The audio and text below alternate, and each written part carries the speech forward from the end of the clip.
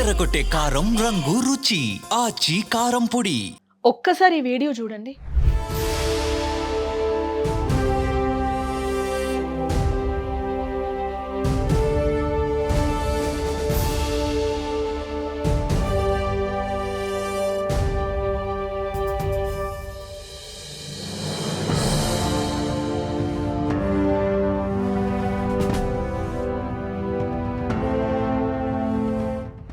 చుట్టూ భారీ వర్షం, స్టేడియం మొత్తం ఖాళీ.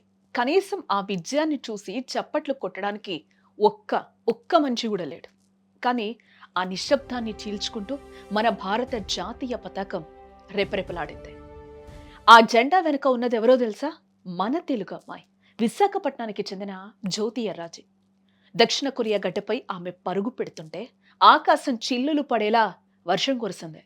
కానీ ఆమె కాళ్లలోని వేగం ముందు ఆ వర్షం కూడా చిన్నపోయింది. గుమే వేదికగా జరిగిన ఆసియా అథ్లెటిక్స్ ఛాంపియన్షిప్ లో బంగారం గెలిచి దేశం మొత్తం గర్వపడేలా చేసింది. కానీ బాధాకరం ఏంటో తెలుసా? దేశం కోసం పథకం తెచ్చిన ఆ బిడ్డకు మెడల్ తీసుకునేటప్పుడు అభినందనలు తెలిపే నాదుడే లేడు. సోషల్ మీడియాలో ఆ దృశ్యాలు చూస్తుంటే గుండె బరువెక్కిపోతోంది.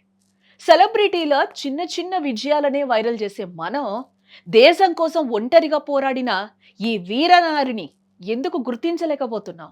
నిజానికి అదొక సాధారణ విజయం ఏం కాదు. 2025 ఆసియా అథ్లెటిక్స్ ఛాంపియన్షిప్లో మహిళల 100 మీటర్ల హార్డిల్స్ ఫైనల్ అదే. వర్షం కారణంగా జనం లేక స్టేడియం వెలవెలబోతోంది. జపాన్, చైనా క్రీడాకారుణులు రేస్ ఆరంభంలో దూసుకెళ్లిన మన వైజాగ్ ఎక్స్ప్రెస్ మాత్రం తగ్గేదేలే అన్నట్లుగా చివరి హర్డిల్ వద్ద అద్భుతమైన ఫినిషింగ్ ఇచ్చేసింది. కేవలం 12.96 సెకండ్లలో గమ్యాన్ని చేరి గోల్డ్ మెడల్ సాధించడమే కాదు, ఛాంపియన్షిప్ రికార్డును కూడా బద్దలు కొట్టింది. అది కేవలం విజయం కాదు, అదొక రికార్డ్. ఈ సీజన్లో 13 సెకండ్లలోపు పరుగును ముగించిన తొలి అథ్లెటిక్గా, ఛాంపియన్షిప్ రికార్డును బద్దలు కొట్టిన వీరనారిగా జ్యోతి నిలిచింది.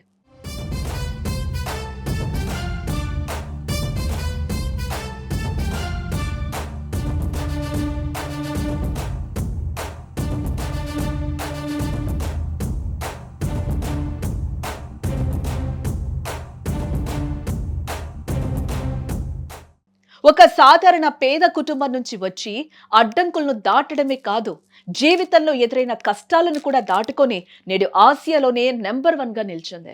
కానీ దేశం జెండాను విదేశీ గడ్డపై రెపరెపలాడించిన ఈ తెలుగు ఆడబిడ్డకు ప్రజల నుంచి దక్కిన గౌరవం గుర్తింపు లేని గౌరవం మాత్రమే.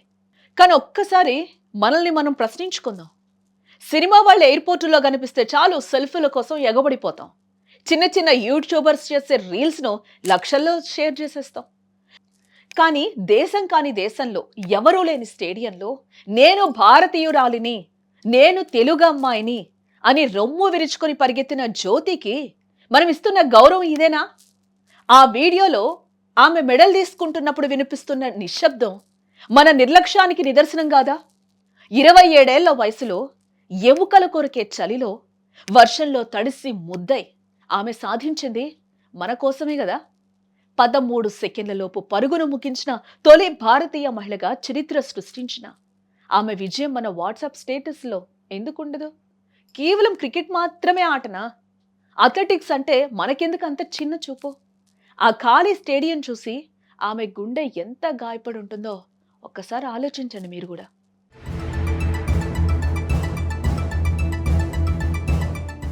జ్యోతి ప్రయాణం ఇక్కడితో ఆగిపోలేదు. 2026లో టోక్యోలో జరిగే వరల్డ్ ఛాంపియన్షిప్లో భారత పతాకాన్ని ఇంకా ఎత్తుగా ఎగరడమే ఆమె లక్ష్యం.